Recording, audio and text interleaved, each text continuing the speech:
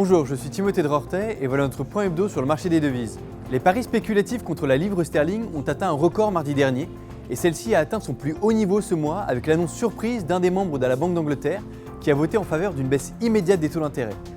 Même si la Banque d'Angleterre a finalement laissé les taux inchangés, elle a presque garanti des baisses pour son prochain meeting en août où nous attendons une baisse des taux d'intérêt de 25 points de base. Les mouvements sur la livre sterling ont été suivis de très près par les marchés actions dans le monde et les marchés actifs à risque en général, alors que les investisseurs s'attendent à des stimulus monétaires de la part de la Banque d'Angleterre, mais aussi de la part de la BCE et de la Banque du Japon.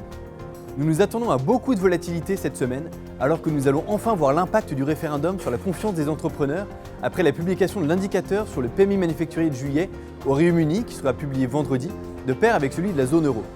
De très fortes baisses sont attendues au Royaume-Uni, de 52,4 à 48,5, soit la valeur pivot de 50, qui représente la limite entre une économie en expansion et une économie en contraction. Toutefois, compte tenu de la situation sans précédent, cette estimation n'est guère plus qu'une supposition. Il ne fait aucun doute que d'ici la fin de la semaine, nous y verrons un peu plus clair sur les conséquences du référendum. Pour la zone euro, même si ce ne sont que des suppositions, le consensus table sur une baisse d'un peu plus de 0,5 points pour l'index composite de 53,1 à 52,5, ce qui constituerait le plus bas niveau depuis début 2015. Une mauvaise surprise dans ce domaine pourrait mettre encore plus de pression sur la monnaie unique et amener l'euro-dollar à casser la barre symbolique des 1,10. Comme si cela ne suffisait pas, nous aurons ici le meeting de la BCE jeudi.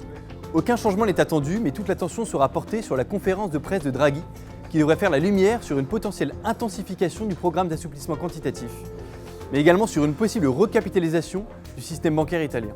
La semaine dernière sont parus aux États-Unis les chiffres des ventes au détail et de l'inflation. Les chiffres sont encourageants et les marchés montrent désormais une probabilité des hausses des taux avant fin 2016 à 50%, toujours sous-évalué à notre sens, mais quand même bien plus réaliste que le timide 10% que nous constations après le Brexit. Si ces données positives pour l'économie américaine se maintiennent, nous prévoyons que le dollar affichera de belles couleurs face aux devises majeures dans les semaines qui viennent. Enfin, avec les événements en Turquie survenus vendredi dernier alors que les derniers traders à New York partaient en week-end, la livre turque a subi sa plus grande dépréciation depuis la crise de 2008, de pair avec quelques autres devises des pays émergents. L'échec du coup d'État a rassuré et nous avons pu le voir hier soir tard avec l'ouverture des marchés en Asie.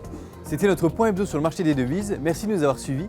Pour plus d'informations, n'hésitez pas à nous contacter ou à regarder notre site internet www.ebury.fr. À la semaine prochaine.